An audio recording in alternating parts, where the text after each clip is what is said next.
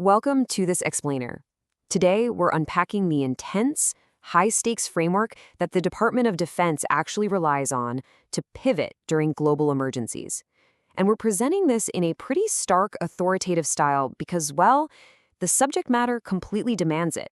We're looking at the absolute bedrock of military strategy and execution. But I want to be clear up front. This isn't just about moving troops from point A to point B. It's about the monumental, incredibly complex task of coordinating global logistics, real-time intelligence, and overwhelming firepower instantaneously across multiple continents, literally without a margin for error. So imagine a sudden global disruption. The clock is relentlessly ticking. Picture a scenario where a vital allied capital is suddenly surrounded, or a catastrophic natural disaster wipes out a critical global choke point with zero warning. In those chaotic first few hours, the president needs viable, executable military options immediately. The military absolutely can't afford to just guess or try to build a strategy from scratch while lives are on the line, right? They need a rigorous, proven system that holds up under immense pressure. So let's explore exactly how that rapid response actually happens. All right, here's our strategic dossier for today. We're going to trace a military operation from the anatomy of a crisis and peacetime prep right into the Apex system engine, through that frantic shift to crisis planning, down to the final execute order, and finally how commanders assess, adapt, or terminate when everything changes. Part 1, the anatomy of a crisis. To really understand crisis response, we actually have to back up and begin at what military planners call Phase 0. This is that time of relative calm where the ultimate decision-makers are actively preparing for the absolute unknowns of a sudden crisis. At the very highest echelons of command, you have the Joint Chiefs of Staff. They rely on incredibly rigorous planning to provide direct military advice to the President and the Secretary of Defense. And this brain trust doesn't just sit back and wait for the phone to ring. They're constantly evaluating the global chessboard, monitoring simmering threat levels, analyzing intel feeds, and gaming out worst-case scenarios across every hemisphere. When a crisis does loom, they rely on all that preparation to formulate a swift response. But they for sure do not do it alone. They rely on a massive underlying operational engine. Which brings us to Part 2, meet the Apex system. Because when that sudden crisis actually hits, the military doesn't just improvise. They activate a highly structured, department-level framework designed for exactly this moment. The crucial takeaway here is Apex, the adaptive planning and execution system. This is the massive, collaborative network that makes global operations possible. It allows the joint planning community to seamlessly monitor, plan, mobilize, deploy, and sustain forces worldwide. But to truly grasp the scale of Apex, you have to realize it isn't just some thick manual sitting on a dusty desk. It's a living, breathing, digital, and operational ecosystem. It's literally the connective tissue where intelligence officers in DC can share highly classified, real-time data with combatant commanders out in the Pacific. It lets the Pentagon and field commanders talk, plan, and adapt concurrently, all in the exact same shared environment. And the heartbeat of Apex isn't some straight, simple line from a desk to the battlefield.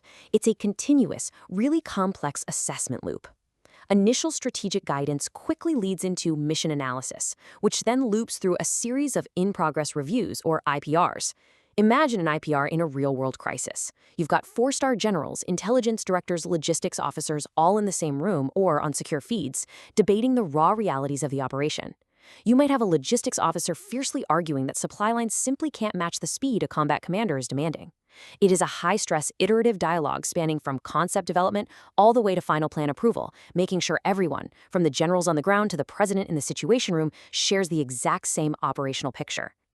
Moving to Part 3, deliberate versus crisis planning. This is where the rubber really meets the road. As a crisis escalates, the pacing of the Apex system kicks into absolute overdrive, shifting violently from peacetime prep to urgent, immediate action. To understand how this works, look at these two starkly different realities. Deliberate planning happens in non-crisis situations. It usually takes 6 months or more, and it relies heavily on assumptions about the future. You might spend half a year mapping out a textbook hypothetical defense of an allied nation. But crisis action planning, or CAP, that's driven entirely by dynamic, real-world conditions. A hostile force just crossed a border, an embassy was just breached, and you have exactly 48 hours to secure an airfield using only the assets currently floating in that specific region. Think of deliberate planning as drafting an intricate NFL playbook months before the season even starts, while crisis action planning is calling a desperate audible right at the line of scrimmage because the defense unexpectedly blitzed. And because an existing deliberate plan almost never perfectly aligns with a chaotic, brand new crisis, combatant commanders use crisis action planning to radically modify the playbook. They take those off-the-shelf plans and perform rapid operational surgery on them, adapting them into executable orders basically overnight. For instance, a 6-month-old plan might have assumed the military would use a friendly deep-water port to unload armor, but today intelligence shows that port is now a smoldering crater. Commanders have to instantly strip out that outdated assumption, plug in fresh, hour-by-hour intel, and pivot, maybe to an airborne insertion strategy, to fit the exact emergency they're facing right now. Part 4, the Execute Order, or EXORD.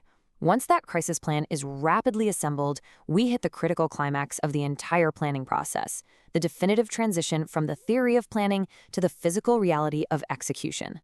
Things move incredibly fast here. First, planners compress all their situational awareness into distinct, viable options called courses of action, or COAs. They don't just offer one single solution. Course of action A might be a targeted airstrike, B might be a naval blockade, C might mean boots on the ground.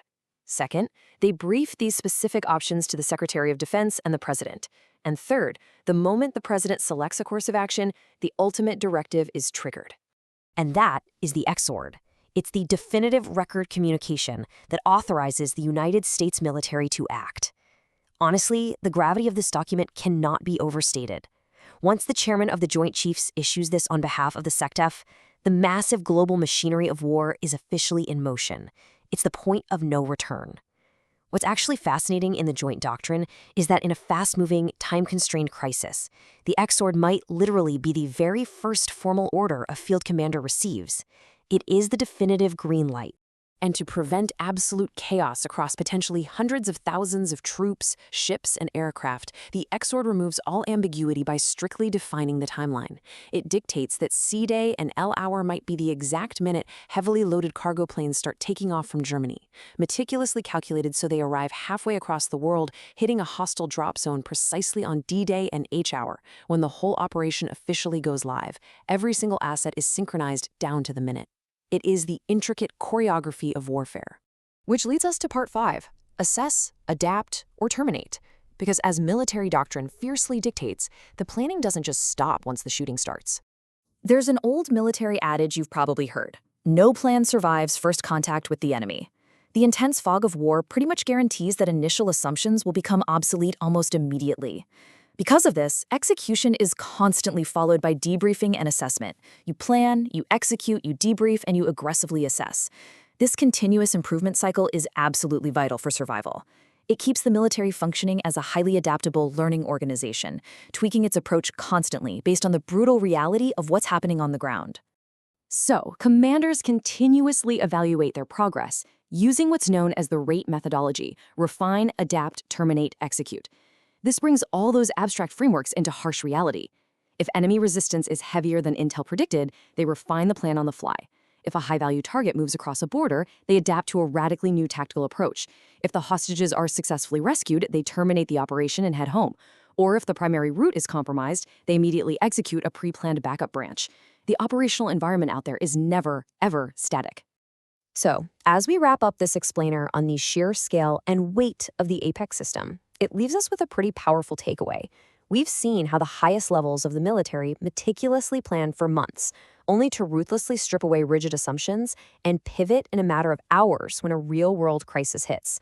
It forces a very real question for all of us. In a world of constant, unpredictable change, how quickly can your own plans pivot when the unexpected strikes? Thanks for joining me on this deep dive. Keep learning and keep adapting.